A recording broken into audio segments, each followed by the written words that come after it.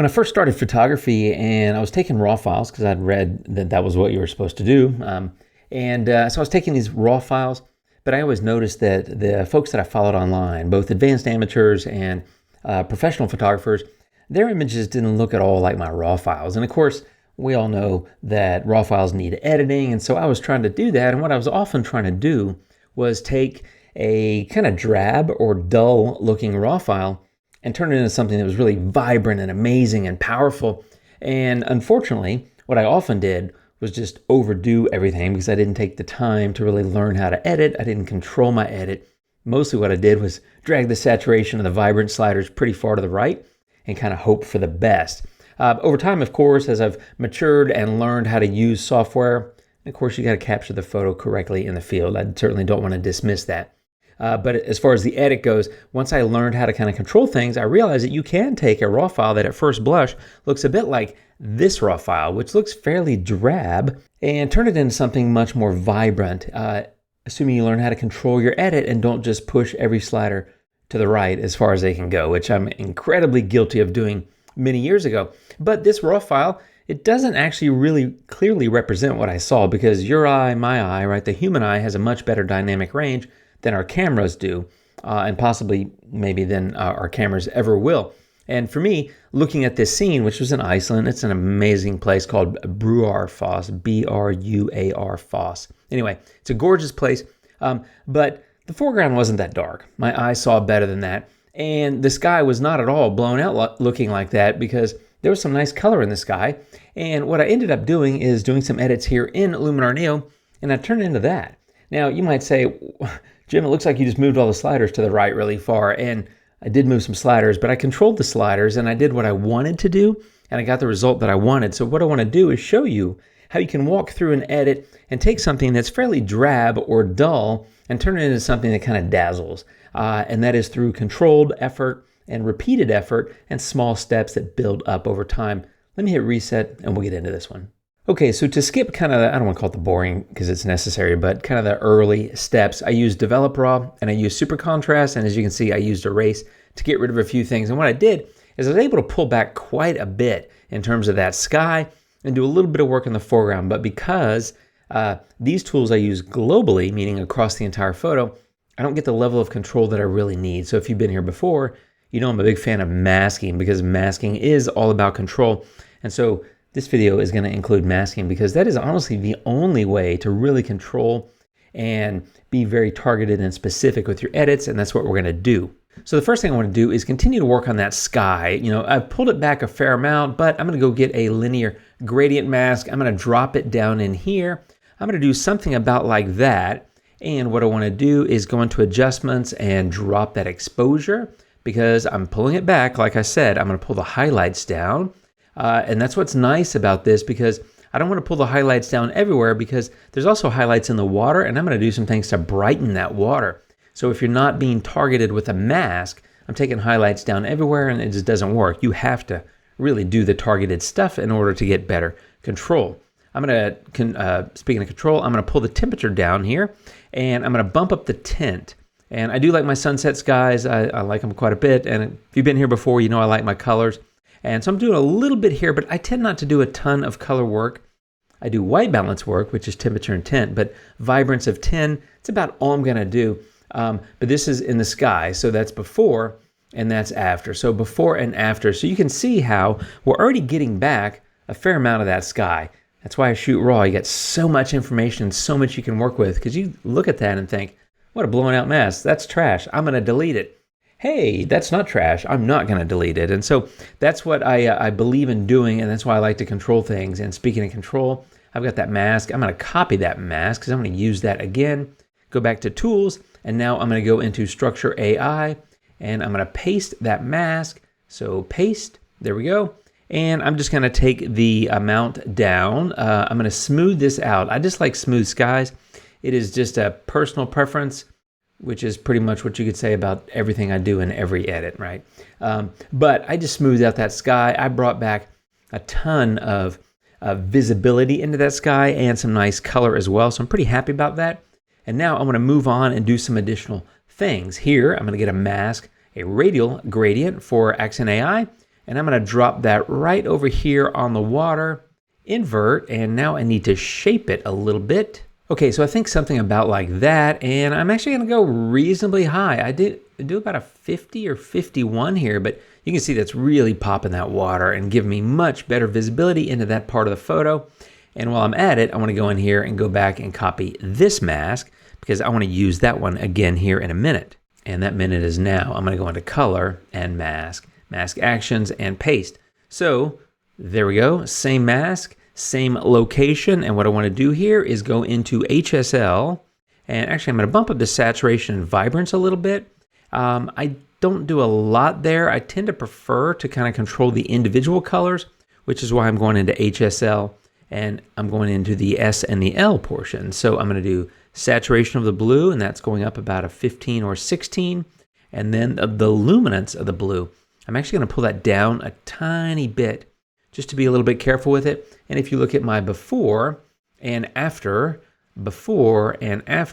water's looking pretty good. So now that I've done that, I'm going to pop back into develop, and I decided at this point that I needed to do a little bit more in the sky. So another linear gradient, and yes, I could go get that previous one and just copy it, but I didn't. I just made a new one. It's essentially the same thing, but what I want to do is take that exposure down even more, and then I want to play with that temperature and tint even more. And that's what I'm talking about. I kind of double up on a number of things in this photo, but for me, it really gets the photo to be kind of where I want it to be, which is really, I guess, the point of my edit. I'm trying to make what I want to make, and that's allowing me to get there. That sky, I mean, I'm kind of loving it, to be honest. I like colors. I do like that magenta in my sunset skies, but before and after, I've now basically hit it 4 times. Develop raw, to a certain extent, not masked, of course, super contrast, and then a develop with a linear gradient, and another develop with a linear gradient. So it does a lot. While I'm at it, I'm going to pop over here to golden hour, and I'm going to do pretty high here. I end up going about 45 across the entire photo. Gives a really nice pop to that sky, and especially the warm parts of those clouds. I love that. So there before and after, I think that looks pretty awesome. While I'm on color, I'm going to go over here to toning, and I'm going to do about a 25 on saturation, and that is just in the, ooh, wait, I'm on highlights. I'm on shadows. I mean, I need to be on highlights. You got to pay attention to what you're doing, especially when you're making a video. But anyway, I converted that. I am in highlights. So shadows, I went back to 0. I'm not playing with the shadows. I just went into highlights, and I added some red because my hue is red. I don't want to change that color. I want to leave it on red. I went to about 25. So before and after, before and after. And while I'm at it, I'm going to mask that just into the sky because I don't really want that to be bleeding into the water. So there we go, controlling that toning right up there at the very top. I think that looks pretty awesome. Okay, now I'm going to pop back into develop, and this time I'm going to get a mask, and this one will be a brush. And what I want to do is just isolate that water with my brush. So I'm going to come in here and do that and just get all of that covered because I want to do a little bit more control over that area. So something about like that. And what I want to do adjustment-wise is I'm going to go into the whites, and those go up pretty high, like a 27, 28, something like that. You can kind of see how they're popping now, really standing out, which I like. The tint and the temperature. The temp, I'm actually going to go a +1. I only don't want them to be so blue that it doesn't look totally believable under a sky that's got a bit of pink and magenta in it. And so, having said that, though, there is a little bit too much pink and magenta, so I ended up going a tiny bit to the left there on tint. And again, I'm just in the water, so before and after. And I actually think, honestly, if I left the tint, maybe it's a fine that way. I just wouldn't want to go that way because I want the white to show up of that water in motion. This was, I don't know, maybe a quarter of a second or something, maybe maybe less than that. But I want to show that water in motion. I don't want to get the tint going too far. So actually, I think I'm just going to leave it at 0. And sometimes I do that. I change my mind mid-video. That's just what happens, my friends. That's my editing process. It's fairly fluid, even though I have written instructions here about what I did to edit the photo the first time. I sometimes call an audible, as they say. So before and after, I think that looks good. The water's popping, and it's picking up a little. It's like the sunlight is kind of hitting it. Obviously, you can't see the sun, but it's kind of like the sunlight, that fading sunlight is hitting a little bit. So it's, I I don't know, it works for me. I'm gonna go ahead and close that. And now what I wanna do is right over here, it's just a little too gold for me. So I'm gonna go into develop and mask and brush. And I'm gonna get a lower strength brush. And I just wanna paint in right around there and paint in right around there as well. And what I want to do is go into the temperature, and I'm going to go a little bit bluer because I don't want it to be as warm. So like a -15 or 16, something like that. And the tint, I'm going to go slightly to the right because I want that to more accurately mirror kind of what's happening in the sky. And so that's, let's call it a 25. And then maybe slightly darker as well, just to bring that down, maybe like a -0.3, roughly like that. So if you look at the before, it's quite a bit golder, warmer and brighter, and now it's a little bit tamer, a little bit more of that magenta, which again mirrors the sky. So again, I'm just trying to tie all that together so that it looks, so that it looks good. It looks good to me. You may disagree, and that's okay. But I am just editing to my heart's content here. Now I do go in and add a vignette to kind of wrap this up, and I like adding vignettes. I like a little bit of inner light. I like high feathering. I generally like a little bit of a rounder vignette, and then maybe not quite that much. I don't want the vignette to be so strong that that's the first thing you notice. Like, nobody really ever looks at a photo and says, that's a great vignette, you know? That's not a compliment that I'm looking for. I want my vignette to be kind of subtle. So I feel like here, there it is before, and there it is after. Not bad. It's not entirely subtle. Maybe pull it back a little bit. Maybe something about like that. So before and after.